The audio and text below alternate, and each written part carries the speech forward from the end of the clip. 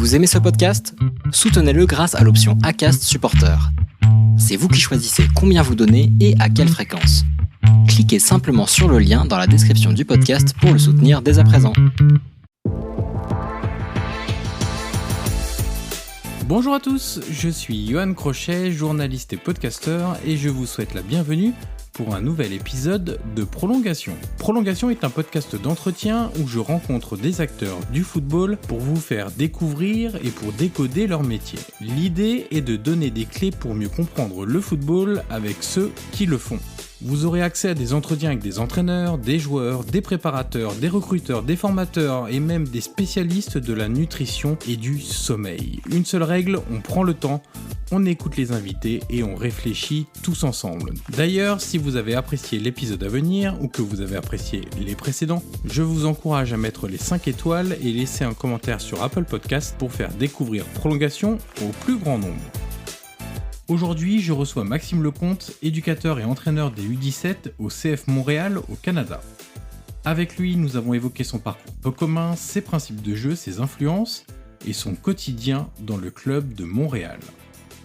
Nous sommes également revenus sur le développement de la MLS, sur la volonté de nombreuses franchises nord-américaines de miser sur la formation et sur le futur du football outre-Atlantique.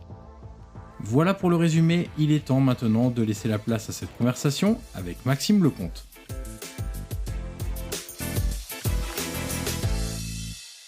Bonjour Maxime Lecomte et bienvenue dans le podcast Prolongation. Bonjour à toi Yann. Alors dans ce podcast Maxime, on commence toujours par la même question. Est-ce que tu peux nous raconter un match qui t'a marqué par son scénario, par son résultat, par une émotion particulière que tu as pu ressentir? J'aime bien dire à mes invités que c'est leur Madeleine de Proust, à laquelle ils repensent de temps en temps avec affection. Eh bien, je vais pas être très original, mais pour moi, ça a été le France 98, bien évidemment, en France. J'ai 8 ans, c'est à peu près à ce moment-là que, ça fait déjà 3-4 ans que je joue au foot, mais c'est, je pense, à ce moment-là que tout commence et puis que je deviens vraiment un passionné à regarder les matchs à la télé et à aimer plus que de jouer ce foot. Le foot, c'est de regarder les matchs et puis d'avoir vécu cette Coupe du Monde dans notre pays, c'est quand même quelque chose d'incroyable. En plus de l'avoir gagné contre le Brésil de ces années-là, c'était un moment incroyable. Donc j'irai sur ce match-là, France 98 contre le Brésil. Et est-ce que, petite question, est-ce que tu as un match préféré depuis que tu es éducateur ? Est-ce qu'il y a un moment où tu t'es dit à ce match-là, il était trop cool? Je pense qu'un qui m'a frappé, c'est le Liverpool-Barcelone, le match retour où Liverpool refait, on va dire, une remontada. Bon, c'est là vraiment que ça m'a impressionné au niveau de... Parce qu'on parle beaucoup aujourd'hui de tactique, de technique et tout, mais faut pas oublier aussi qu'à un moment donné, il y a aussi tout l'état d'esprit. Et je pense que aujourd'hui, une équipe qui est très forte là-dedans, c'est le Liverpool de Klopp. Donc ça m'a vraiment impressionné de pouvoir renverser un match comme ça. Avec en plus Anfield qui est un stade mythique. Mais ouais, ça m'a vraiment marqué sur ce match-là. Alors, on va évoquer ton parcours pour commencer. Et ça va nous emmener de Nantes au Québec, en passant par le Mexique, le tout en étant adolescent. C'est quand même pas mal. Raconte-nous un peu tes années en France à l'école de foot du FC Nantes, si j'ai bien tout suivi. Ouais, en fait, ça a commencé d'abord à l'ES Maritime, donc c'est pas loin de la Baule. Et puis, après quelques années, je change de club. Je joue à Saint-Nazaire, qui était à ce moment-là un club un peu partenaire au FC Nantes. Puis voilà, j'ai fait des essais pour rentrer à Nantes, en fait. Donc, je suis pas rentré à Nantes parce que mon père, justement, a déménagé pour le travail au Québec. Mais j'ai joué surtout à Saint-Nazaire. Et puis, j'ai fait pas mal d'essais pour rentrer au FC Nantes. Et je devais rentrer à la fin de mon année U15. Mais malheureusement, et heureusement aussi après, parce qu'au final, c'est ce qui a fait de moi ce que je suis aujourd'hui. Je suis parti au Québec. Donc, tu étais originaire de ce coin-là, enfin, tu étais basé en tout cas dans ce coin-là. Est-ce que le FC Nantes avait un attrait particulier pour toi en tant que gamin ? Disons que oui et non, parce qu'il y avait beaucoup de joueurs. Et puis, vu que j'étais au club école, comme je disais, qui était Saint-Nazaire à ce moment-là, il y avait de l'intérêt, mais c'était pas non plus à devoir rester, ne pas suivre mon père. Donc, au final, c'était, oui, intéressé, mais pas au point de pouvoir me garder, même si mon père déménageait, en fait. D'accord. À 15 ans, tu pars direction Montréal, tu l'as dit, pour des raisons familiales. Dans ces années-là, le football n'est pas aussi développé qu'aujourd'hui en Amérique du Nord.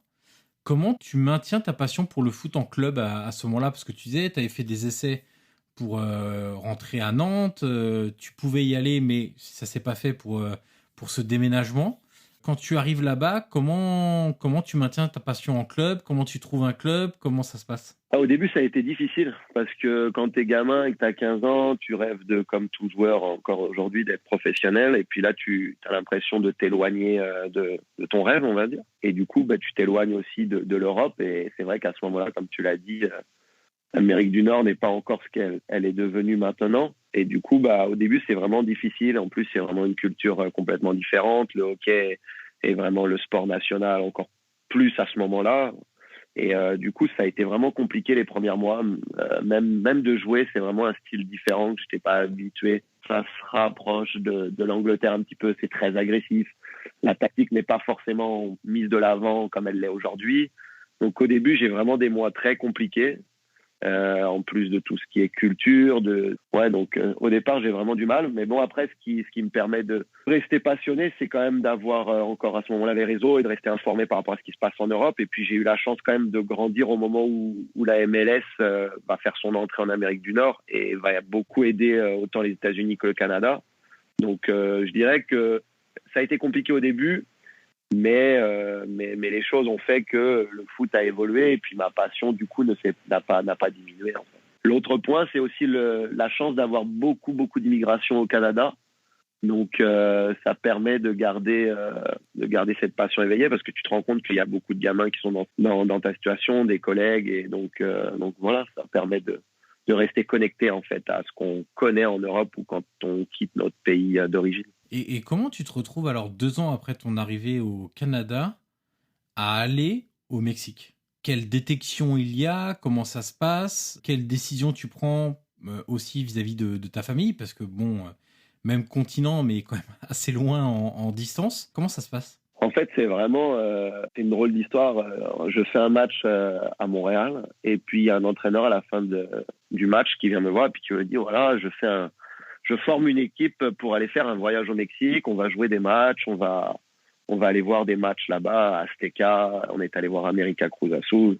Et il me dit voilà, c'est un voyage qu'on fait un peu sans attendre forcément à la fin. Et puis il me propose d'y aller. Donc mes parents m'offrent ça. Et je me retrouve au Mexique pendant 1 semaine et demie. Et en fait, pendant ces jours-là, on joue au centre de formation de Cruz Azul et je me fais voir. Et à la fin du voyage, quand on revient à Montréal, ils annoncent que 2-3 joueurs ont tapé dans l'œil du club. Et donc, je me retrouve à retourner pendant 3-4 mois en essai là-bas durant l'été. Et c'est à ce moment-là qu'à la fin, je fais le tournoi de Guadalajara là-bas avec le Cruz Azul. Et plusieurs clubs sont intéressés par moi au Mexique, mais finalement, Cruz Azul décide de me garder et de me proposer d'aller au centre de formation. Donc voilà, je fais mes études, je vais au lycée français en même temps. Et puis voilà, et je me retrouve en fait vraiment, c'est un peu le hasard qui fait que c'est un match de foot au Québec qui m'a envoyé faire un voyage au plaisir, on va dire, au départ. Et donc, tu fais 2 ans au centre de formation de Cruz Azul. Ouais, exactement. Je fais 2 ans. Je m'entraîne avec les U17, les U23 et quelques entraînements avec la réserve. Puis après, malheureusement, il y a un changement de directeur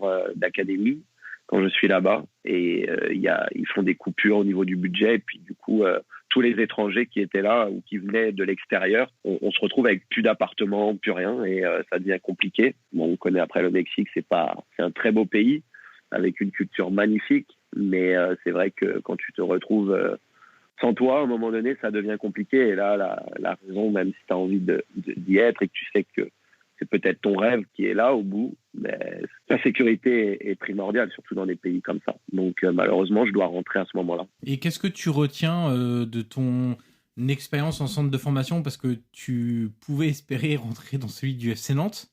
Finalement, quelques années plus tard, tu te retrouves à Cruz Azul, dans vraiment une culture totalement différente de ce que tu aurais pu connaître à Nantes, de ce que tu connaissais en tout cas aussi au Canada. Qu'est-ce que tu retiens à la fois footballistiquement déjà? Qu'est-ce que tu y as appris? Quelles étaient les spécificités des équipes de jeunes du Mexique? Et puis aussi humainement dans ce nouveau pays et dans cette culture-là?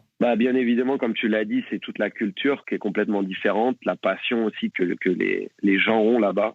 que ce soit pour le sport, que ce soit les supporters ou même les jeunes. Mais je pensais qu'en Europe, on était passionnés, et on l'est, hein, mais vraiment, quand tu rentres dans des pays comme ça, c'est toute leur vie, en fait. Même les jeunes qui étaient au centre de formation avec moi, leur objectif, c'est d'être pro pour en fait sortir leur famille de la misère ou de ce qu'ils vivent. Et on voit vraiment qu'ils font tout, c'est des acharnés de travail. Les préparations physiques au Mexique, on parle souvent de l'Italie, mais au Mexique, j'en ai fait qui m'ont donné des mal de tête et des mal de ventre. Vraiment, c'est vraiment très impressionnant. Et d'ailleurs, dans un reportage de Tigresse avec Gignac et Thauvin, on voit justement que les préparations physiques sont très intenses au Mexique. Puis après, il y a toute la passion qu'il y a, elle est vraiment débordante, que ce soit les supporters, que ce soit les joueurs. C'est vraiment une culture incroyable, que ce soit la vie, que ce soit le foot. Puis après, au niveau tactique, c'est vrai que c'est complètement différent. J'ai eu la chance de pouvoir jouer en France, de pouvoir jouer au Canada, et puis le Mexique, c'est encore un autre football. C'est une passion débordante, même sur le terrain. Ça va vite, c'est des joueurs très techniques. Des fois, il manque un petit peu, il y a même un peu trop de passion. On en oublie et ça devient un peu des matchs fous. Mais vraiment, c'est vraiment une culture. Ça m'a vraiment beaucoup marqué. Ça m'a montré quelque chose de différent du foot aussi, que je ne connaissais pas.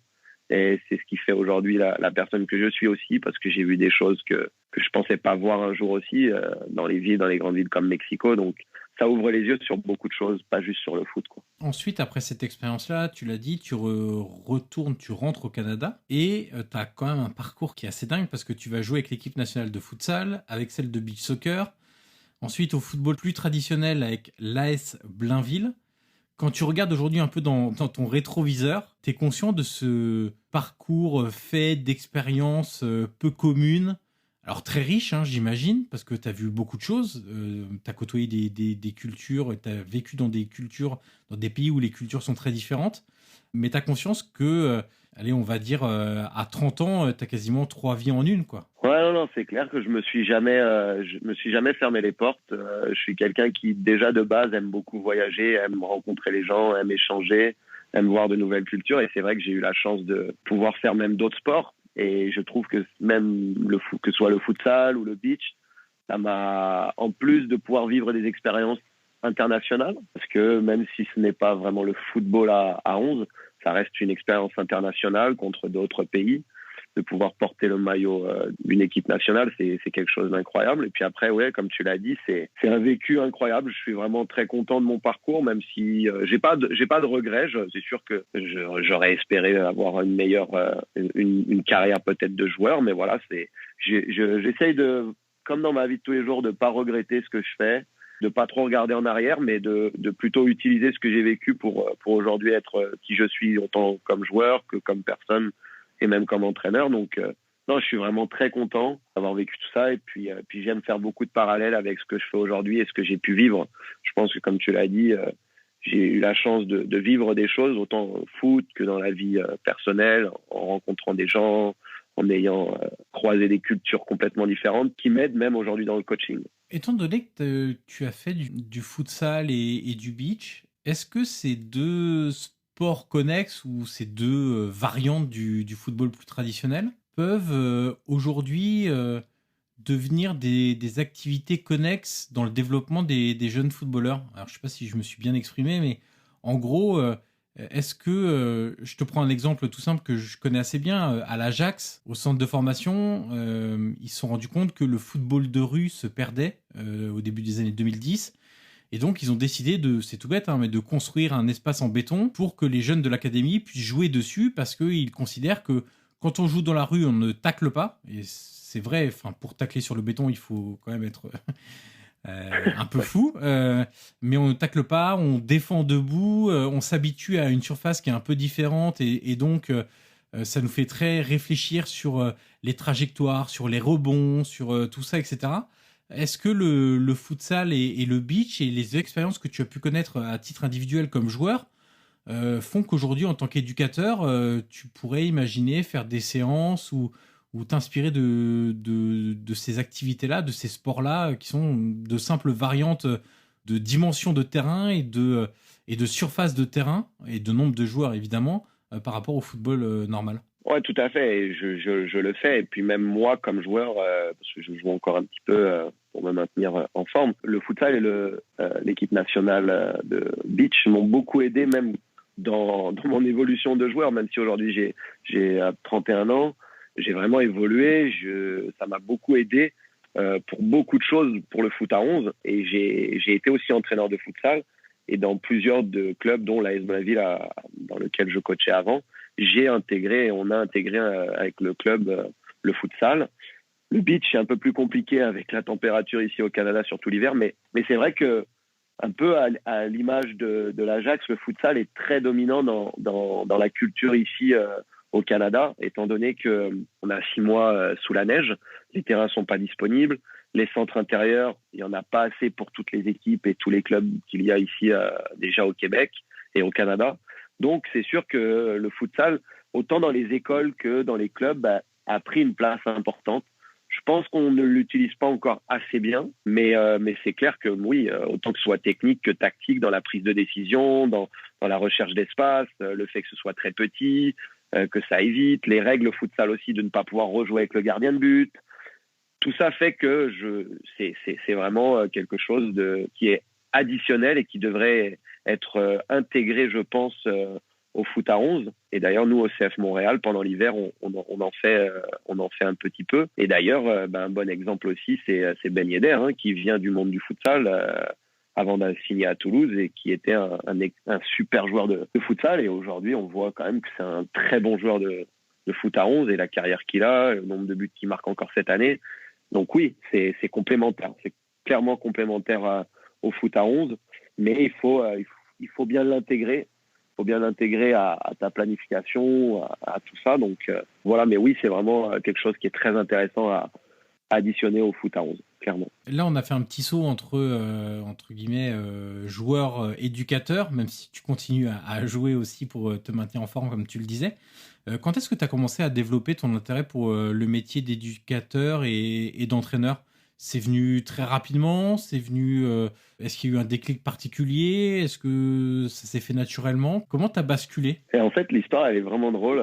Encore une fois, je rentre du Mexique et puis mes parents allaient bientôt rentrer en France parce que maintenant ma famille est retournée en France. Moi, je suis encore ici. Et mon père a joué jeune avec Philippe Montagnier, qui est aujourd'hui à Toulouse. Et puis, je suis allé faire un stage. Il était à Boulogne-sur-Mer à ce moment-là. Je suis allé l'année où ils sont montés de Ligue 2 en Ligue 1. Et en début de saison, je suis allé là-bas faire un stage de joueur avec l'équipe réserve. Pas vraiment d'attente, c'était plus de me faire évaluer un peu en France ce que mon niveau valait aussi. Je revenais du Mexique, je voulais voir un petit peu et tout. Et puis j'étais chez Philippe en fait à vivre pendant 2 semaines chez lui. Et c'est à le côtoyer, à aller à l'entraînement de l'équipe première avec lui. Ça m'a fait découvrir le monde du coaching et de ce qu'il faisait. Et ça m'a beaucoup plu. Et puis les discussions qu'on avait ensemble, parce que je sais qu'il y avait quelques joueurs qui s'entraînaient avec l'équipe réserve où je jouais avec eux à ce moment-là. Et vraiment, ça a commencé là. Ça m'a vraiment plu ce qu'ils faisaient. Et du coup, ça a commencé ici. Au début, c'était plus entraîneur, plus pour avoir un peu d'argent de poche. Et puis vraiment, cette rencontre avec Philippe, ces partages que l'on a eus, je me suis vraiment lancé à passer mes diplômes. Et puis voilà, j'ai continué, j'ai pas arrêté. Et puis voilà comment c'est arrivé. Encore une fois, c'est quelque chose d'assez drôle parce que c'était pas quelque chose de prémédité, quoi. Comme mentor, c'est plutôt pas mal parce que Philippe Montagnier a une certaine idée du football. On se souvient évidemment de ce qu'il a fait à Boulogne, ensuite à Valenciennes où ça a très bien marché, à la Real Sociedad où ça a très bien marché. Est-ce que l'influence qu'il a eue pour te donner envie quelque part de devenir éducateur a été jusqu'à l'influence sur des choses qu'il mettait en place, sur sa vision du football, etc., etc. Au départ, non, parce que j'avais pas encore cette maturité de l'influence que pouvait avoir l'entraîneur. En le suivant par les réseaux sociaux ou par des conversations qu'on avait de temps en temps, c'est sûr que c'est des entraîneurs qui me plaisent et qui me ressemblent parce que c'est la vision que j'ai du foot aussi et j'essaye d'entraîner aussi moi aujourd'hui de la manière que j'aime le foot. Et comment j'étais comme joueur aussi, qu'est-ce que j'aimais faire, qu'est-ce que l'entraîneur faisait. J'ai beaucoup copié, pas copié, mais j'ai été influencé par beaucoup d'entraîneurs que j'ai eus, pas juste Philippe Montagnier. Mais oui, c'est sûr que le fait d'avoir une équipe joueuse, de construire des idées bien précises, ont un petit peu influencé l'entraîneur que je suis aujourd'hui. Mais c'est aussi le joueur que je suis qui fait que je suis l'entraîneur d'aujourd'hui qui aime avoir le ballon, qui aime construire, qui n'a pas peur de prendre des risques en partant de derrière. C'est le joueur que je suis aussi quand je joue sur un terrain. Donc c'est un mixte des deux. C'est marrant l'influence que la période de joueur peut avoir sur les futurs entraîneurs. Enfin, c'est marrant, non, c'est quelque part c'est logique. Je me souviens d'un entretien que j'ai vu avec Roberto De Zerbi. Et lui a été numéro 10 dans sa carrière. Alors, il n'a pas eu une carrière immense. C'est beaucoup passé en Série B, un peu de Série A. Il a été formé à Milan, etc.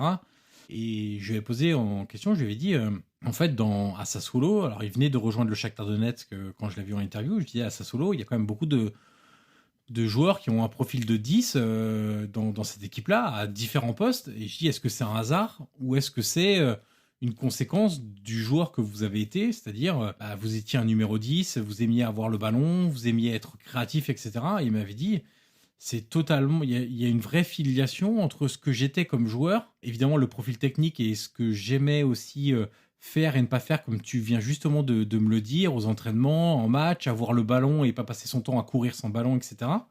Et c'est vrai que parfois, on fait peut-être pas assez le lien entre ce que les joueurs sont dans leur carrière, etc., et comment ils deviennent entraîneurs et avec quelles idées, en fait. Généralement, il y a quand même une filiation entre les deux. Ouais, bien sûr, bien sûr. En plus, c'est assez drôle parce que j'ai été formé 10, moi, étant jeune. Donc, quelqu'un de très joueur aussi, aime avoir la balle. Mais quand je suis allé au Mexique, j'ai été redescendu en défense centrale. Ils aimaient beaucoup mon jeu long, ma vision, qui était un peu différente des joueurs du Mexique. Et en fait, je jouais défenseur comme je jouais 10. C'est pour ça qu'aujourd'hui, mes défenseurs, j'aime avoir des défenseurs qui n'ont pas peur de prendre des risques, qui sont joueurs. Bon, c'est un bien et un mal parce qu'à la fin, même avec l'académie aujourd'hui, des fois, on est même un peu trop joueur, donc il faut savoir prendre les décisions au bon moment et reconnaître la situation. Mais oui, ouais, je suis tout à fait d'accord avec ça. Moi aussi, même s'il y a des choses on est dans l'obligation de faire, je parle de préparation physique, je sais que beaucoup de joueurs ne sont pas adeptes de ça et n'aiment pas forcément cette période-là. Mais c'est vrai que sinon, moi, quand je construis mes exercices ou que je planifie mes saisons, j'essaye vraiment de me dire qu'est-ce que j'aimais comme joueur, comment j'aimais avoir la balle, qu'est-ce que j'aimais faire. Et je base beaucoup mes entraînements par rapport à ça. Comme on parlait un peu d'influence, est-ce qu'il y a des entraîneurs actuels, ou même passés d'ailleurs, ça peut être aussi des entraîneurs un peu plus anciens, entre guillemets, qui entraînent plus forcément aujourd'hui, que tu suis particulièrement pour leur style de football, pour à la fois ce qu'ils montrent, ce que leur équipe montre sur le terrain, mais aussi ça peut être pour ce qu'ils disent du football, parce qu'on a des entraîneurs aujourd'hui qui s'expriment de plus en plus, qui expriment leurs idées, qui parfois font des parallèles très intéressants entre le terrain, le football et la vie de manière générale, pour leur travail, je sais pas, avec les jeunes justement, vu que tu es impliqué dans l'éducation des adolescents à Montréal. Est-ce qu'il y a des entraîneurs que tu aimes suivre de près aujourd'hui ? Bon, sans surprise, moi je suis quelqu'un qui aime beaucoup Klopp parce que j'aime ce qu'il dégage, j'aime son côté humain. Je trouve que ça a l'air d'être une personne qui a l'air très proche de ses joueurs. Je trouve qu'aujourd'hui, le management a pris une place importante dans le foot et je pense que c'est une des personnes qui dégage ça. Donc j'aime beaucoup ça. J'aime aussi le football et puis la manière qu'il a fait évoluer Liverpool. C'est un entraîneur que j'apprécie, puis j'aime sa façon de dialoguer, les messages qu'il fait passer. C'est vraiment quelqu'un de bien. Après, des entraîneurs... l'entraîneur de Lens, Franck Hain, ce que j'aime beaucoup, j'aime sa façon de voir les choses. C'est quelqu'un de simple aussi. Et puis, deux autres entraîneurs aussi qui me plaisent beaucoup, c'est Nagelsmann, par aussi, je pense, sa carrière d'être un entraîneur très jeune, beaucoup d'ambition, très joueur, avec un football de transition. Donc, c'est très intéressant. Puis, j'aime bien aussi Roberto De Zerbi, qui était à Sassuolo, qui est un entraîneur qui me... Je dirais, moi, je lui ressemble plus, mais j'aime beaucoup ce qu'ils essayent de mettre en place, leurs idées. Et puis, je pense que tous ces joueurs-là, c'est des entraîneurs qui, dans le management, qui sont très proches de leurs joueurs. Et je trouve qu'aujourd'hui, ça a vraiment pris une place très importante. Je trouve que les équipes qui fonctionnent bien, c'est les entraîneurs aussi qui arrivent à tenir leur vestiaire, qui sont des managers. Et puis, on parle souvent de l'entraîneur du Real Madrid, qui est un grand monsieur, et puis c'est pas pour rien qu'aujourd'hui il est en Ligue des Champions. Donc c'est vraiment ces entraîneurs-là que j'apprécie beaucoup. Dans ton rapport avec tes ados, c'est en U17, hein, donc tu travailles au CF Montréal. Quelle part de ton travail est allouée au management et comment tu t'es formé à ça? Je dirais que c'est pas le même management parce que c'est sûr que ce qui n'est pas évident entre par exemple un Nagelsmann qui a des joueurs qui ont des contrats pro, qui c'est leur travail. Moi, j'ai des jeunes, donc il faut pas oublier qu'il faut garder une certaine distance avec les jeunes parce qu'on n'est pas non plus des frères ou des pères. Donc il faut garder une certaine distance, mais je pense que la mentalité des jeunes aujourd'hui a changé. Elle n'est plus la même. On ne coach plus comme on coachait à mon époque à dire aux joueurs c'est comme ça et puis tu te tais et puis tu dois travailler. Aujourd'hui, je trouve qu'ils sont quand même pas plus intelligents, mais ils réfléchissent beaucoup plus. Ils essayent de comprendre pourquoi. Ils veulent savoir pourquoi on doit faire ça, pourquoi on doit presser de cette manière-là, qu'est-ce que j'aurais dû faire là. Ils sont beaucoup plus intéressés par ce que demande le match, ce que demande l'exercice, ce que demande la tactique. Donc c'est aussi parce qu'aujourd'hui le football est partout beaucoup médiatisé. La mentalité ici en Amérique du Nord, en plus, c'est quand même des acharnés de travail. Même des fois, c'est même un peu trop. Mais disons que je me suis un peu formé tout seul, puis je me forme encore tout seul. Je suis encore assez jeune dans le métier et j'ai encore beaucoup de travail à faire. Mais j'essaye d'avoir un rapport pas trop éloigné avec mes joueurs parce que je pense vraiment, comme je l'ai dit tout à l'heure, que la mentalité aujourd'hui est complètement différente. Donc, il ne faut pas non plus être un coach qui ferme les portes à tout. Je suis très à l'écoute. J'aime discuter même avec les joueurs pour avoir leur avis, même s'ils ont 17 ans. J'aime savoir ce qu'ils pensent, comment ils ont le ressenti sur la séance, sur les matchs. Je pense que c'est important le dialogue. On est vraiment aujourd'hui dans une période où l'échange, je crois, et moi c'est quelque chose que j'aime beaucoup, échanger, partager. Donc je le fais aussi avec mes distances, mais en gardant une certaine distance quand même parce que on est dans une académie. L'objectif est de former des joueurs, mais aussi de les former comme personnes. Donc il y a des valeurs à donner et puis il faut des fois savoir prendre des décisions quand il se passe des choses, quoi. Quelle différence notable tu vois entre... Alors, c'est un peu difficile, parce qu'à l'époque, tu n'avais sans doute pas le recul, mais entre quand tu étais jusqu'au début de l'adolescence en France, l'adolescence au Mexique et les adolescents que tu as au Canada aujourd'hui. Au-delà même de la simple vision foot, où tu disais, maintenant, ils veulent comprendre, ils sont beaucoup plus intéressés... ils se posent plus de questions, etc. Est-ce qu'il y a d'autres différences culturelles qui t'ont marqué, je sais pas, dans le rapport qu'ils ont à l'autorité, tu disais là, en Amérique du Nord, c'est des acharnés de travail, etc. Tu me l'as dit aussi pour le Mexique. Est-ce que si aujourd'hui tu as le recul nécessaire, est-ce que tu vois des différences fondamentales dans les différentes expériences que tu as connues, avec la difficulté qui réside dans le fait qu'en France, tu étais adolescent, tu n'étais pas, t'étais pas éducateur. Et je pense que aujourd'hui, ce qui a changé, en tout cas, c'est difficile parce que j'ai vécu une bonne partie de mon adolescence en France. Et ici, j'ai du mal à comparer un petit peu des fois les adolescents en Europe et les adolescents en Amérique du Nord, qui sont un peu différents.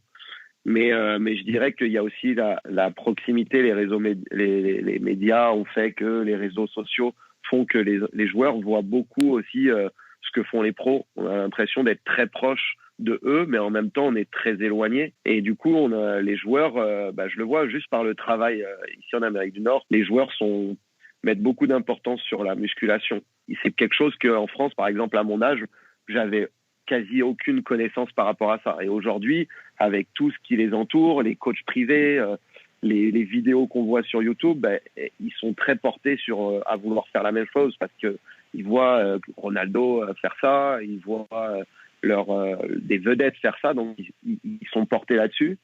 Et après, je pense aussi qu'aujourd'hui, ce qui influence beaucoup, c'est que les joueurs regardent les matchs et puis les matchs sont analysés, que ce soit à la mi-temps, que ce soit les émissions, les podcasts. On analyse beaucoup et la tactique a pris une place importante dans le foot. Et je trouve que les joueurs, quand tu as des conversations avec eux sur un match, elle est poussée. Alors que dans mon temps, j'avais pas cette analyse à la fin d'un match quand j'avais leur âge à 16 ans. Donc, il y a ce rapport-là aussi où quand tu arrives à l'entraînement, ils le voient quand ils regardent un Liverpool City, ils voient l'importance de la tactique parce que autour d'eux, on en parle beaucoup. Donc ils arrivent à l'entraînement et c'est un peu la même chose. Ils veulent comprendre, ils veulent vraiment comprendre pourquoi je dois faire cette course-là, pourquoi. Je trouve que c'est très intéressant parce qu'à la fin, ça reste du partage et je préfère quelqu'un qui s'interroge, que ce soit d'une manière correcte, mais qui s'interroge sans remettre en question les choix de l'entraîneur, mais qui s'interroge sur le pourquoi et de comprendre exactement de la manière. Après, c'est sûr qu'il faut mettre le cadre malgré tout et puis que ça ne dégénère pas et que l'entraînement, ce soit que des questions, quoi. Ce serait le problème. Mais moi, je trouve quand même ça très intéressant que les joueurs aujourd'hui, je vais dire, on dirait qu'ils ont un QI foot au-dessus de, par exemple, la période où moi j'étais adolescent et avait leur âge, quoi. Après, il y a toute la partie aussi, je trouve aussi toute la préparation invisible aussi. Je sais que c'est quelque chose qui est toute la science. La science a pris une part importante du foot, que ce soit dans la préparation physique, mais l'alimentation, dans le sommeil et tout ça. Et puis c'est quelque chose aussi que les joueurs aujourd'hui, je vois, moi, mes joueurs U17, bon, c'est sûr que de temps en temps, il faut remettre le cadre et il faut sévir un petit peu. Mais moi, à mon époque, j'avais pas je dirais pas que cette maturité, mais je pensais pas que ça pouvait avoir autant d'influence sur tes performances. C'est vrai que c'est plus mon père qui me disait, il faut bien manger, il faut bien dormir. Mais voilà, c'était plus des paroles comme si c'était des paroles que son père lui avait données et puis de génération en génération on dit. Aujourd'hui, on sait pourquoi, la science a expliqué pourquoi, il faut dormir ça, comme ça, il faut manger ça, il faut s'entraîner de cette manière-là. Donc c'est sûr que le sport a évolué et du coup, les jeunes ont beaucoup plus d'informations que dans mon temps, par exemple. Et pourtant, on parle d'une quinzaine d'années, mais je trouve que vraiment la science a pris une part importante du foot qui influence nos jeunes aujourd'hui, je trouve. Est-ce que tu peux nous raconter un peu ton quotidien, le nombre de séances d'entraînement que vous faites par semaine, leur durée, l'accent que tu peux porter sur différents aspects du jeu, ce que tu leur fais travailler en priorité. Raconte-nous un peu ton quotidien d'éducateur au CF Montréal. Bah moi, tous les matins, donc c'est bureau à Montréal, et puis les joueurs sont à l'école le matin et puis ils sont en sport-études. Donc tous les après-midi à 13h30, on est sur le terrain avec eux, ils arrivent du sport-études. Donc on s'entraîne du lundi au vendredi. On a le terrain pendant 1h30, 2 heures. Après, ça varie bien sûr en fonction de la charge de travail. Et puis les matchs le week-end. Et puis là, bon, il y a beaucoup de matchs parce que les déplacements sont loin, donc on fait des gros déplacements. Après, pour ce qui est de ce qu'on travaille, disons que on a vraiment toute une formation qui a été mise en place dans le temps. C'était Philippe Lafroy qui avait mis en place avec tout son staff, dont Wilfried Nancy, qui est aujourd'hui l'entraîneur de l'équipe première. Et puis on est sur les mêmes, on travaille encore la même chose. Donc on est vraiment sur travailler des thèmes, pas forcément qu'on a besoin de travailler ou sur lequel on a échoué le week-end, par exemple pendant un match. On est vraiment sur un microcycle qu'on tient, on essaye de tenir tout au long de l'année. Mais on est des équipes à Montréal qui sont, je trouve, un peu différentes du reste des équipes nord-américaines. On a des joueurs, des équipes qui essayent de jouer. On essaye de travailler aussi, bien sûr, tout ce qui est transition, parce qu'aujourd'hui, le foot, la transition a pris une part importante aussi. Mais on essaie de travailler un peu tout. Mais c'est vrai qu'on met beaucoup d'importance sur l'équipe avec le ballon, comment utiliser le ballon, repartir de derrière. On est des équipes assez joueuses au CF de Montréal, ce qui nous est un peu défavorable de temps en temps parce que, à la différence peut-être de d'autres clubs américains, on a un jeu un peu moins direct. Mais on travaille un peu tous les thèmes. On n'est pas forcément sur les résultats et puis à devoir travailler ce qui n'a pas été le week-end. On essaye de tenir notre ligne directrice tout au long de l'année et de travailler tous les aspects pour amener les joueurs avec le maximum de bagages au plus haut niveau s'ils y arrivent. Donc il y a bien de la part du club une volonté de mettre en place une identité collective commune à toutes les équipes du centre de formation. Ouais, exactement. Après, on choisit le système que l'on veut. Mais oui, c'est clair que nos joueurs ont une certaine identité. Et d'ailleurs, c'est quand ils vont en équipe nationale canadienne, ils voient la différence, les entraîneurs, quand par exemple, il y a des joueurs qui arrivent de Toronto et de Montréal. Il y a vraiment une différence entre les joueurs parce que c'est une culture différente. Bien sûr, nous sommes francophones, on est la seule province francophone. Donc oui, il y a une identité qui a été créée il y a quelques années et puis qui est maintenue aujourd'hui et puis qu'on essaye d'installer. Et puis on a la chance d'avoir justement Wilfried Nancy, qui est un ancien entraîneur de l'académie, qui aujourd'hui est avec l'équipe première, a travaillé à l'académie et il s'est construit à l'académie, je pense. Et aujourd'hui, c'est un peu, on retrouve un petit peu dans lequel il a été bercé à l'académie, comment joue l'équipe première aujourd'hui. Donc, il y a un fil conducteur, tout à fait. Je me suis beaucoup documenté avant cet épisode et on voit que le CF Montréal mise beaucoup sur son académie. Il y a des témoins assez importants, des marqueurs, la section sport-études, le maillage territorial pour aider à la formation, détecter tous les talents de la région à travers ce qui est appelé, et que j'ai découvert sur le site de Montréal, le centre d'identification et de perfectionnement. Il y a les écoles de soccer, il y a d'autres initiatives. Et on a l'impression que, alors c'est évidemment très propre au CF Montréal, tu en as parlé, mais quelque part c'est aussi une direction, presque une directive de la MLS de manière générale. En tout cas, c'est ce que je ressens de l'extérieur, c'est-à-dire on a connu une période où la MLS cherchait essentiellement à attirer des stars pour se faire connaître médiatiquement. Aujourd'hui, on est plus sur développer les footballeurs de demain. Avec, on sait qu'il y a eu des échanges très réguliers, notamment ou des études sur la formation à la française. Il y a eu des stages à l'étranger. Je lisais qu'il y a un éducateur de Montréal qui était allé faire un stage à l'AZ Alkmaar aux Pays-Bas, par exemple. Tu ressens ce changement de stratégie d'une manière globale au niveau de la Ligue nord-américaine, d'abord, et ensuite cet accent très important au CF Montréal sur la politique de formation? Ouais, tout à fait. Je pense que comme on en a un petit peu parlé avant l'émission, ce qu'il faut comprendre, c'est qu'il y a des clubs c'est des marchés un peu. C'est un peu style le hockey ou le basket avec des franchises. Et il y a des marchés qui bien sûr, je prends l'exemple de l'Inter de Miami de Beckham ou les Galaxy, qui attirent parce qu'ils attirent des joueurs d'Europe, on va dire, qui sont plus en fin de carrière. Et puis, il y a aussi des villes comme Montréal, comme Philadelphie, comme Dallas, qui ont compris, je pense, que on n'a pas un marché pour attirer ces stars-là. On n'a peut-être pas aussi les moyens, ça c'est pas à moi de le dire. Et du coup, ils se concentrent beaucoup plus sur la formation de jeunes. Et on le voit de toute manière dans les dernières années, énormément de joueurs nord-américains sont dans des clubs aujourd'hui européens assez connus. Et du coup, c'est vrai que Montréal avait pendant un moment donné attiré des joueurs quand même de renom. On parle de Drogba, de Nesta, de Di Vaio. Et puis c'est vrai qu'on dirait que depuis 2, 3, 4 ans, on s'est un peu tourné sur justement les jeunes joueurs, la formation, l'académie, parce qu'on s'est rendu compte que les résultats aussi allaient peut-être venir comme ça. Et puis après, bien sûr, ça vient aussi des propriétaires et de la vision du club, bien évidemment. Mais c'est vrai que je trouve que de plus en plus, même les grosses institutions, les gros clubs, même Los Angeles, commencent à attirer plus les jeunes joueurs et à mettre beaucoup d'importance sur la formation de leurs jeunes, parce que ça vaut le coup aussi, parce que c'est un marché qui intéresse, que ce soit au niveau des entraîneurs. Il y a de plus en plus d'Européens, il y a beaucoup d'étrangers. Et puis, bien évidemment, il y a beaucoup de qualité. Et c'est vrai je pense que les clubs s'en sont rendus compte qu'il y a beaucoup de culture, que ce soit autant aux États-Unis qu'au Canada. Il y a beaucoup d'immigration. Donc, on se rend compte qu'il y a vraiment des très, très bons joueurs. Donc, c'est pour ça que les académies commencent à vraiment investir dans leurs académies, dans les projets, comme tu l'as dit, du CF Montréal, avec des programmes externes pour identifier les jeunes de demain. Et c'est vrai qu'il y a vraiment eu, je trouve, un virage à 90 degrés là, depuis 2-3 ans.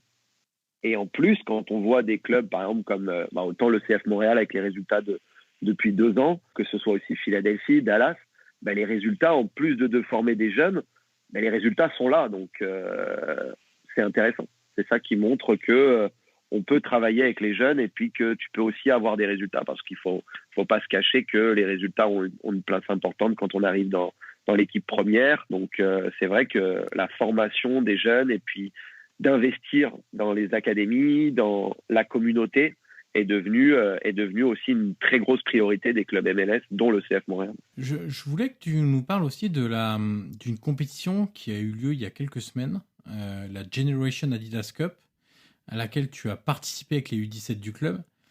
J'ai regardé plusieurs morceaux de match, puisqu'on avait la chance que ça soit diffusé par la MLS sur Twitch. Déjà, je trouve que c'est un signe d'ouverture qui est assez intéressant. Ça se déroulait à Dallas, au Texas. Pour le présenter rapidement aux auditeurs et auditrices, c'est une compétition où il y avait une énorme compétition où il y avait des U15 et des U17. Tu m'arrêtes si je me trompe. Il y avait donc toutes les franchises de MLS représentées. Il y avait aussi des équipes, je crois qu'ils appelaient ça les équipes invitées. Donc des équipes d'autres continents. Donc on avait, alors de mémoire, je vais faire comme ça, il y avait Porto, alors pas sur les deux catégories, parce qu'il y avait parfois une équipe engagée en U17 mais pas en U15, mais ou inversement d'ailleurs. Mais il y avait Manchester United, il y avait Porto, il y avait la Roma, il y avait Valence. Donc ça pourrait pour ce que je me souviens en Europe. Après il y avait du River Plate, il y avait je crois qu'il y avait un invité mexicain si je dis pas de bêtises. Ouais, il y avait plusieurs Mexicains. Ouais. Voilà, donc il y avait pas mal d'invités aussi et donc de continents différents. Ça se déroulait dans un complexe absolument XXL avec des fois 10 matchs en même temps. C'était hyper impressionnant. Je voulais que tu nous parles un peu de ton expérience lors de ce tournoi-là parce que toi, tu y étais avec les U17. Comment vous avez géré ça ? Quelle expérience, toi, tu en retires à titre personnel ? Quelle expérience tes gamins en retire de cet événement-là. Qu'est-ce que tu peux nous dire sur cette immense compétition ? C'est vrai que c'est vraiment incroyable pour revenir à ce que tu dis. Déjà, rien que quand tu arrives et que tu mets les pieds dans le complexe, on sait que les États-Unis, c'est un grand pays. Ils aiment faire les choses en grand et la preuve avec des endroits comme on était, avec une trentaine de terrains en herbe, puis de qualité en plus. Donc déjà, ça, c'est vraiment impressionnant. Après, c'était la première année que moi, j'étais à la GI Cup. C'est vraiment une expérience incroyable, autant comme entraîneur, parce que tu peux discuter avec d'autres éducateurs, que ce soit pour les jeunes aussi, de pouvoir voir ou même se frotter à des clubs comme Manchester, comme la Roma. C'est pas tous les jours qu'on peut avoir le luxe de pouvoir les voir jouer ou de pouvoir les affronter. Et du coup, ça reste une expérience incroyable parce que y a des cultures qui se rencontrent et puis surtout des styles de jeu complètement différents parce qu'on sait que le style nord-américain n'est pas le même que le style italien ou anglais ou français ou portugais ou mexicain. Donc ça permet aux jeunes de pouvoir voir un peu le football, comment il se joue dans un autre pays. Et puis après, ce qui m'a impressionné, moi je trouve, c'est justement, on parle de ça, de l'évolution de la MLS et des académies. C'est que je trouve vraiment qu'il y a de moins en moins d'écart entre les grosses cylindrées, je vais dire, d'Europe, comme par exemple Manchester. On les a vus jouer contre Los Angeles ou d'autres clubs MLS, et on voit que l'écart, il n'est plus ce qu'il était avant. Les clubs MLS ont vraiment progressé, donc c'est ce qui rend les choses intéressantes et ce qui prouve que le travail se fait correctement aussi en Amérique du Nord et puis qu'on est sur la bonne voie. Donc c'est vraiment un événement incroyable. Et vraiment, il faut le vivre vraiment parce que tout est extraordinaire. Et puis, on a eu la chance de pouvoir voir la finale après qui était entre Tigres, le club mexicain, et puis Seattle, dans le stade de Dallas. Donc, c'est un événement incroyable.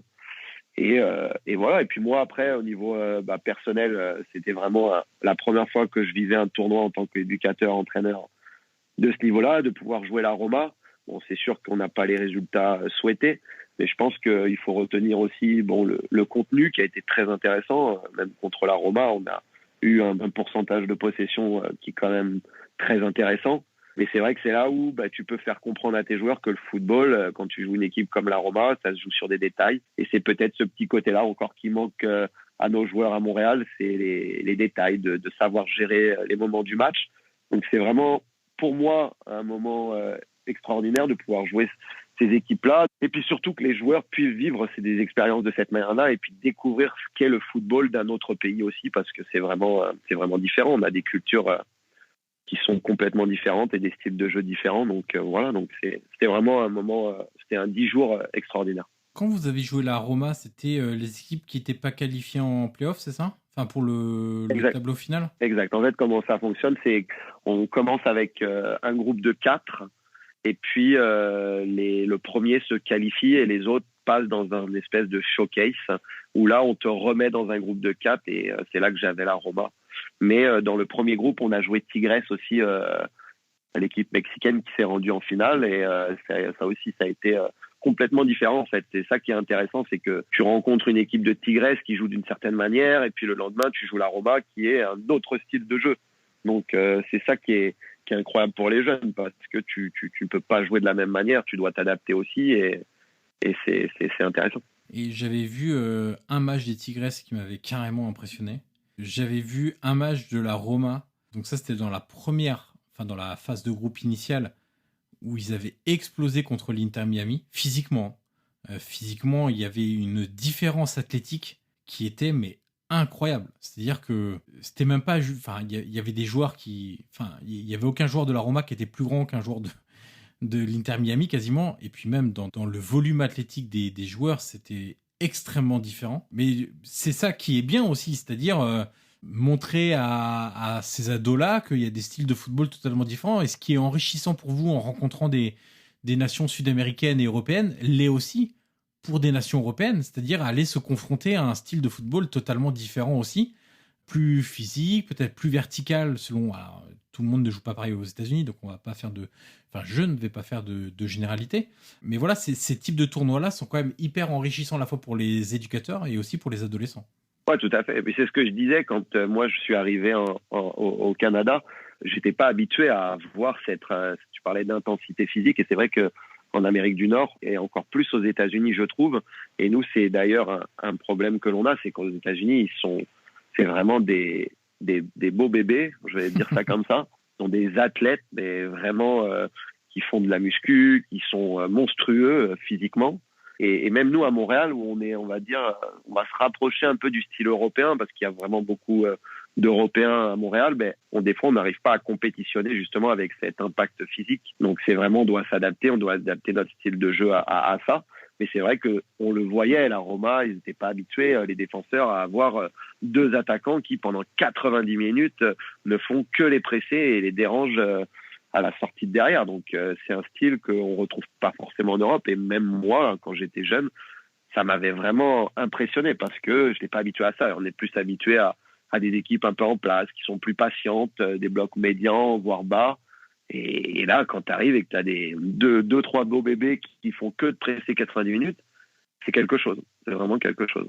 On a le sentiment en plus que la MLS fait tout pour mettre en avant ces tournois de jeunes. Il y en a eu un autre dont on a parlé rapidement avant de commencer l'enregistrement qui s'est déroulé non loin de Washington. Il y a quand même une couverture des événements. L'Adidas Cup, il y avait quand même la retransmission sur Twitch et je crois aussi sur YouTube de certains matchs. Alors pas de tous les matchs, mais il y avait quand même chaque jour une belle programmation de 3 ou 4 matchs disponibles. Sur le site de la MLS, il y a quand même des onglets spéciaux créés, mis en avant pour que les gens suivent un petit peu le développement des joueurs. On a l'impression vraiment que la MLS a pris cette direction-là, et qu'elle a décidé d'effacer le côté clinquant qu'elle avait voulu faire d'un point de vue médiatique, mais c'était peut-être calculé en se disant c'est la phase 1, parce que quelque part on a aussi besoin pour attirer des gens, pour attirer des spectateurs, pour attirer l'intérêt aussi des jeunes Américains pour le football, on a peut-être besoin de faire venir des grandes stars qui vont nous aider à médiatiser tout ça, à faire parler de nous, à présenter, etc. Et puis là, la phase 2, c'est essayer de trouver quelque chose de plus durable en fait, de plus dire on n'est plus là simplement pour faire du coup par coup à chaque mercato, etc. Et d'ailleurs, on le voit même, là, je parle de formation, mais même sur l'achat des joueurs, en fait, on voit que maintenant, ça achète beaucoup de joueurs de 19, 20, 21, 22 ans qui viennent d'Amérique du Sud, pour beaucoup, et qui viennent se développer en Amérique du Nord avant, éventuellement, si ça se passe bien, s'ils ont envie aussi, de rejoindre l'Europe. Oui, tout à fait. Mais en fait, on revient à ce qu'on disait tout à l'heure où des académies ont mis de l'avant le projet académie, le projet formation de jeunes joueurs. Et du coup, c'est exactement ça. Donc, à la fin, c'est vraiment la MLS a décidé d'aller dans la direction que l'académie était importante. Donc, c'est pour ça, comme tu disais, qu'il y a beaucoup plus de visibilité. Mais c'est vrai que oui, c'est un mixte. Je pense que les premières années, je suis d'accord avec toi, je crois que ça a permis de mettre un peu plus de lumière sur la MLS, de montrer un peu plus d'intérêt. Il y a une question aussi, je pense, argent, de trouver des sponsors, d'attirer des gens, des investissements, etc. Et aujourd'hui, c'est vrai qu'on retrouve un mixte, en fait. Il y a toujours bon, des joueurs. Et puis c'est étonnant parce que des Carlos Vela sont arrivés quand même plus jeunes que par exemple un Insigne qui aujourd'hui va arriver à Toronto. Donc il y a aussi le projet des fois d'aller chercher des jeunes joueurs aussi en Europe pour investir, pour aider le club, pour amener une certaine expérience Europe aussi, une culture, on va dire, de la gagne, même si je pense qu'elle est déjà intégrée dans la MLS. Mais c'est vrai que je crois que la MLS est vraiment sur la bonne voie. Mais ce qui est intéressant, c'est, je crois aussi, et moi c'est ce que je trouve intéressant, c'est le mix qu'il y a aussi dans ça, dans le choix que le club fait. Est-ce que c'est d'investir dans des gros noms ou est-ce que c'est d'investir dans l'académie? Donc c'est vraiment là où on peut voir la différence entre certains clubs. Et puis il y en a qui font aussi les deux. Par exemple Toronto, ils ont Insigne puis ils mettent beaucoup de jeunes vers l'avant. Nous à Montréal, c'est vraiment les jeunes qui sont mis vers l'avant. Donc voilà, c'est intéressant. C'est vraiment intéressant de voir le changement que la MLS peut avoir. Mais c'est vrai que je trouve que c'est vraiment en train de grossir, que ce soit les jeunes, les entraîneurs aussi qui viennent dans les académies. On a beaucoup d'Européens, ça attire beaucoup. Puis il faut pas oublier, il y a tout le système aussi universitaire qui a une place importante dans la MLS parce que c'est comme au basket et au hockey, il y a un draft qui a lieu tous les ans. Donc c'est là où on voit aussi l'importance que les jeunes ont dans le projet MLS. Ce qui fait dire d'ailleurs à beaucoup d'observateurs que le futur du football, en fait, il sera limite plus en Europe, mais en Amérique du Nord. L'avenir nous le dira, j'espère. Je serai à la bonne place. Mais je pense que, je ne sais pas, c'est difficile de se projeter là-dessus parce que c'est vraiment des cultures aussi un peu différentes. En Europe, on ne parle pas de franchise, alors qu'ici, c'est vraiment des franchises. Donc, j'ai hâte de voir plus l'évolution et où est-ce que ça va mener. Mais moi, j'espère que les deux seront toujours importantes et que la MLS prendra plus de place. Et surtout, j'espère un jour voir la MLS compétitionner contre des équipes européennes parce que c'est vrai que on va pas se le cacher. Aujourd'hui, quand une équipe européenne vient, par exemple, en stage l'été, on voit encore qu'il y a une certaine différence entre les joueurs MLS et les joueurs européens.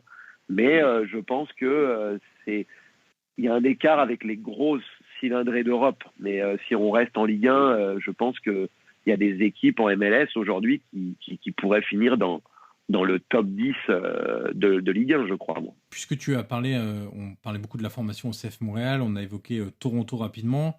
Il y a 3 noms, moi, que je suis d'un petit peu près, que j'essaie de regarder assez régulièrement.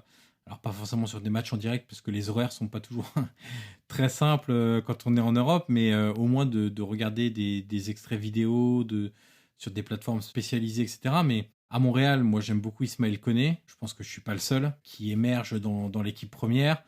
À Toronto, il y a évidemment Jadon Nelson et aussi Marshall Rutty qui est blessé là depuis le début de la saison quasiment, mais qui sont 2 jeunes. Ça, on parle de jeunes qui ont 19 qui ont moins de 20 ans en fait tous. C'est pour montrer aussi que au Canada, on fait des choses bien. Le Canada s'est qualifié pour la prochaine Coupe du Monde. Il y a le plan de développement de la MLS. Il y a des sources d'inspiration en Europe, plus l'adaptation à ce qu'est le continent nord-américain, etc. Il y a quand même beaucoup de voyants qui sont au vert et qui vont dans le sens d'une progression constante du football en Amérique du Nord. Et est-ce que ce développement-là a pour conséquence un intérêt qui s'accroît aussi dans le grand public et aussi est-ce que tu le ressens sur tes jeunes, sur leur intérêt du football? Est-ce que c'est tous des mordus de football, que ce soit... alors j'imagine qu'il y en a beaucoup qui regardent le football européen, mais aussi pour regarder la MLS. Est-ce que ça se ressent sur les demandes d'inscription dans les clubs? Est-ce que tu ressens, parce que la culture est quand même très axée autour des sports US de base, entre guillemets, plus classiques, plus traditionnels que le soccer, mais est-ce que toi tu vois ce développement sur le terrain se répercuter aussi dans l'opinion publique, le grand public, les jeunes, etc. Ouais, tout à fait.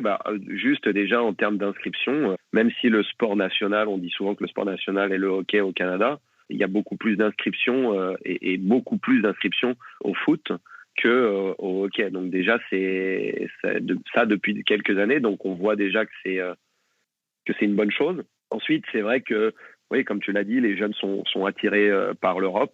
C'est bien évident parce que aujourd'hui, c'est là que les plus grands noms sont et les plus grands clubs sont. Donc, ça attire beaucoup. Et puis, la visibilité est quand même aujourd'hui très facile. Les matchs sont accessibles avec Internet, avec les différents programmes que l'on connaît. Mais c'est vrai qu'on voit aussi quand même, il suffit de regarder, comme tu l'as dit, les résultats de l'équipe nationale canadienne qui s'est qualifiée pour la Coupe du Monde. Il y a eu beaucoup d'intérêt de la part du public canadien parce qu'il y a des cultures aussi différentes. Et puis, il ne faut pas se cacher, la carrière d'Alphonso Davies, de Jonathan Davis, de Larin qui est au Beşiktaş, ça attire aussi les jeunes. Ils se disent que ça peut être moi demain. Ça met le Canada sur la carte aussi du foot. Et quand on voit les carrières qu'ils ont, ça aide beaucoup. Après, ce qui est intéressant aussi, c'est que il y a quelques années, les joueurs avaient l'ambition de tout de suite partir en Europe pour aller dans des clubs, alors qu'aujourd'hui, ils se disent, je peux passer par une académie MLS, comme par exemple Alphonso Davies a fait. Alors qu'avant, les jeunes avaient cette idée de dire, moi, je veux tout de suite aller en Europe. Puis ils se rendent compte après, ils vont faire des essais là-bas que le fossé est énorme. Et aujourd'hui, le fossé, il est moins gros, mais il est quand même différent parce que il y a beaucoup plus de joueurs aussi en Europe, on va pas se cacher. Mais c'est vrai que aujourd'hui, les jeunes ont changé un peu leur fusil d'épaule et ils se disent aujourd'hui, je peux peut-être aller en Europe, mais ça commencera peut-être d'abord par le système nord-américain qui est la MLS. Je sais aussi que le Canada, ça fait maintenant 3 ans qu'ils ont créé leur ligue canadienne qui s'appelle la CPL, qui est quelque chose de top pour les jeunes parce qu'ils se disent il n'y a pas juste Toronto, Vancouver et Montréal, parce que ça reste quand même une problématique d'avoir seulement 3 pays professionnels dans la MLS au Canada. Aujourd'hui, on a une ligue professionnelle canadienne qui permet de mettre les joueurs aussi sur la carte, de proposer un projet si le projet MLS n'est pas tout de suite prêt pour toi. Donc, il y a vraiment, commence à y avoir différentes portes avec différents trajets. Mais c'est vrai que oui, moi, je le vois entre mon arrivée où les matchs étaient à peine diffusés à la télé de l'équipe nationale, je connaissais à peine les noms. Aujourd'hui, des fois, je suis quasiment même presque plus supporter de l'équipe canadienne que de l'équipe française. C'est aussi peut-être aussi avec le changement, l'identité que l'équipe a aujourd'hui avec tous les joueurs que l'équipe canadienne a. C'est une équipe qui est très joueuse, qui est très, très vraiment, un peu comme le CF Montréal qui depuis 2-3 ans est une équipe vraiment plaisante à voir jouer et les résultats suivent en plus. Mais l'équipe nationale, c'est un peu la même chose aussi. Elle est vraiment très intéressante à voir jouer, beaucoup d'ambition avec un entraîneur, John Herdman, qui est vraiment très intéressant, qui a une identité, une vision du foot qui me passionne, moi, que je trouve débordante. Donc ouais, le foot au Canada, il est vraiment, c'est vraiment transformé. Et on voit qu'il prend beaucoup d'ampleur et je suis content d'ailleurs qu'on puisse aller à la Coupe du Monde au Qatar parce que ça montre que le pays est sur la bonne voie, quoi. Parce que c'est vrai que les États-Unis ont l'habitude de faire la Coupe du Monde, mais voilà, quand les États-Unis, c'est pas le Canada et on voit la différence. Nous, quand on voyage l'équipe de Montréal ou même Toronto ou Vancouver, on n'est pas traité de la même manière, on est un peu regardé de travers, encore plus nous parce que nous sommes francophones.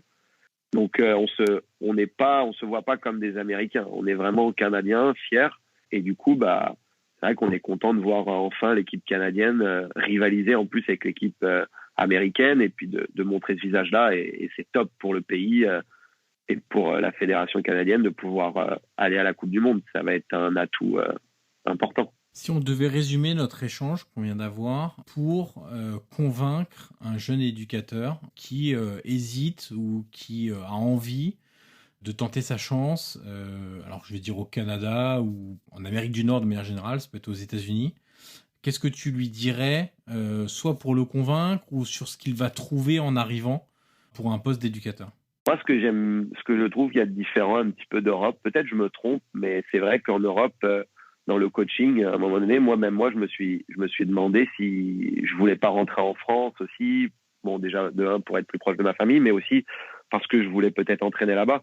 Puis je me suis rendu compte que aujourd'hui, je suis entraîneur dans une académie et en France, j'aurais peut-être pas ce luxe-là parce qu'on sait que c'est souvent les ex-joueurs professionnels qui ont ces métiers-là.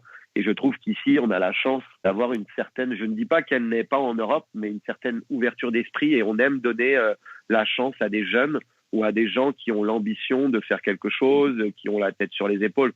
Et c'est vrai que tu regardes dans les académies privées, il n'y a pas des très grands noms. Il y en a quelques-uns. Luc 5 est par exemple à Dallas. Mais ce que je veux dire, c'est qu'on aime faire confiance aux jeunes. On aime faire confiance à des gens qui ont l'ambition de faire quelque chose. Et avec du travail et puis avec de la patience, on peut réaliser et puis faire des choses et avoir un projet qui peut être intéressant ici. Donc, je dirais que c'est ça, c'est sur cette possibilité, cette ouverture de pouvoir avoir un projet intéressant ici. Tu m'y as fait penser là en les citant, les académies privées, on en a parlé avant d'enregistrer. Moi, j'ignorais l'ampleur que ça a en fait, puisque toi, tu reviens d'un tournoi à Washington qui mêlait les équipes de jeunes des franchises de MLS à des académies privées sur un tournoi. Et tu me disais qu'il y avait des académies privées qui étaient vraiment d'un très bon niveau. Ouais, parce qu'à la fin, en fait, au Canada, on n'en a pas vraiment d'académie privée. C'est vraiment aux États-Unis qu'il y a ça. Après, ce qu'il faut comprendre, c'est que les États-Unis, c'est assez peuplé.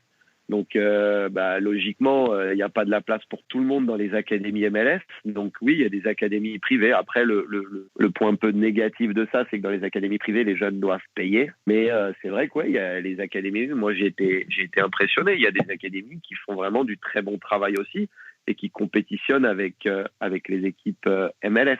Après, il faut comprendre aussi que lors de ce tournoi, il y a aussi des équipes MLS. Alors, il faut faire attention. Oui, on voit par exemple le titre d'une équipe MLS, mais des fois, il y a des joueurs aussi, des académies qui font beaucoup de surclassement, donc ne viennent pas avec leur équipe pleine parce que il y a des jeunes qui jouent, par exemple en U19 ou qui sont avec l'équipe 2. Et ça, il y a une grosse ouverture d'esprit avec le surclassement ici, où on n'a pas peur de mettre, comme on l'a dit, les jeunes de l'avant et de leur donner, d'accélérer leur processus pour gagner du temps.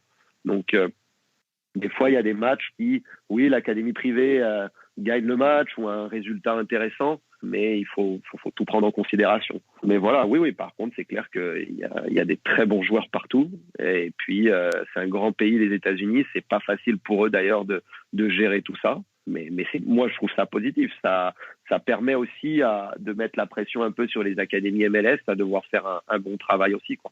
Tu parlais de surclassement. C'est vrai que ça m'a... Mais même... alors, surclassement dans les équipes de jeunes, mais même, je trouve que le nombre de jeunes ados qui débutent en MLS, ça veut pas dire qu'ils deviennent titulaires, mais qui débutent en MLS, dernièrement, je trouve qu'on voit de plus en plus de joueurs de 16 ans, 17 ans... On a même de 15 ans qui ont débuté. Il y en a un dont j'ai oublié le nom qui joue à Seattle. Je crois qu'il a débuté à 15 ans. Je parlais tout à l'heure de Jayden Nelson. Je crois qu'il a commencé à 16 ou 17 ans. On a Paxton Aronson, le frère de Brandon Aronson, dont on a parlé avant de commencer à enregistrer. Il a dû commencer à 16 ou 17 ans. Caden Clark, il a commencé à 16 ans. Il y a Moses Niemann qui a commencé à 16 ou 17 ans. Enfin, j'en cite que quelques-uns, mais il y a quand même beaucoup de joueurs de 16 et 17 ans qui maintenant arrivent sans problème, sans aucun problème, dans les équipes premières et qui commencent à gratter des 5 minutes, 10 minutes, un quart d'heure, 20 minutes, 25 minutes. Non, mais c'est ça. Mais nous, à Montréal, ça a été un peu la même chose avec des Ismaël Koné, avec le petit Rida aussi qui a joué. Voilà. Après, on revient un peu à ce qu'on disait, c'est le projet du club. Mais à la fin, ce que j'aime moi aussi, c'est le fait que les entraîneurs aussi des équipes premières MLS, bon, c'est vrai que c'est quelque chose d'être prêt. Il faut être prêt à la première équipe et au haut niveau. Mais les coachs n'ont pas peur de les lancer dans le grand bain aussi, hein. Et ça, c'est pas forcément tous les clubs. D'ailleurs, dans toute proportion gardée, c'est un débat important aujourd'hui au PSG avec tous leurs jeunes. Mais moi, je pense que c'est un mélange de vision du club, mais aussi du fait que les entraîneurs ils se mouillent un petit peu. Ils n'ont pas peur de lancer dans le grand bain les jeunes. Et puis oui, c'est clair qu'il faut être prêt et tous ces joueurs-là sont prêts. À la fin, moi, je trouve que c'est vraiment intéressant de voir des entraîneurs ne pas hésiter à donner la chance et de donner des responsabilités et c'est des opportunités à des jeunes joueurs parce que l'avenir est entre leurs mains aussi. Et puis de toute manière, il faut bien les lancer à un moment donné ou l'autre. Hein. On sait que entraîner les jeunes et avoir des jeunes, c'est synonyme aussi d'erreur, d'apprentissage. Mais tu le sais, et puis il faut accepter ça. Mais on en revient aussi au fait qu'il faut avoir une vision et le club qui veuille aller dans cette direction-là, c'est pas donné à tout le monde, mais c'est vraiment très intéressant. Moi aussi, je trouve il y a de plus en plus de clubs MLF qui lancent des jeunes joueurs dans le grand bain, et je trouve que c'est positif autant pour le Canada que pour les États-Unis, quoi. L'autre joueur que Ismaël connaît, dont tu as parlé, c'est Rida Zouhir, c'est ça ? Ouais, exactement, ouais. Aussi, qui est un jeune de l'académie. Alors, Maxime, on arrive au bout de l'entretien et la dernière question est toujours la même pour tous mes invités. Qui aimerais-tu entendre dans ce podcast dans les prochaines semaines ? C'est un service de recommandation. Est-ce que tu as un nom en particulier à me soumettre ? Comme je t'ai dit, moi, je vais revenir sur un entraîneur que je t'ai dit tout à l'heure, Frank Hayes. C'est vraiment un entraîneur que j'ai appris à connaître là, il y a 2 ans. J'aimerais vraiment en apprendre un peu plus. Je trouve que c'est quelqu'un qu'on n'entend pas assez. J'aimerais bien voir un petit peu plus, en entendre un petit peu plus sur son vécu et tout, et sur sa manière de voir les choses, même s'il y a eu déjà des reportages. Mais c'est vraiment une personne que je trouve très intéressante et que j'aimerais entendre. Eh bien, ça me fera une nouvelle invitation à lancer. Merci beaucoup, Maxime Lecomte, pour ta disponibilité, pour la qualité de cet entretien. Et puis, bonne fin de saison avec les U17 du CF Montréal. Précision d'ailleurs, tu m'en as parlé tout à l'heure, la saison est calquée sur l'école. Exact. Donc, ça Exactement. veut dire que vous êtes bientôt en vacances. Bientôt, ouais. Après une saison chargée avec le Covid, on est bientôt en vacances. Encore un mois, mais ça a été intense, mais très enrichi d'expérience. Et puis voilà, on se préparera pour la prochaine saison. Mais merci beaucoup de l'invitation. C'était vraiment très intéressant de pouvoir partager tout ça. Eh ben, écoute, merci à toi, Maxime, et puis à très vite. Et merci beaucoup à toi aussi. Et voilà, c'est terminé. Merci d'avoir écouté cette conversation. Le podcast Prolongation est disponible sur l'ensemble des plateformes audio comme Apple Podcast, Google Podcast, Spotify et Deezer. N'hésitez pas à mettre les 5 étoiles sur Apple Podcast si vous avez apprécié le contenu de cette interview. C'est une étape très utile pour faire découvrir ce podcast au grand public. Vous pouvez également me suivre sur les réseaux sociaux et tous les liens sont dans la description de cet épisode. Je vous dis à très vite pour une nouvelle conversation autour du foot.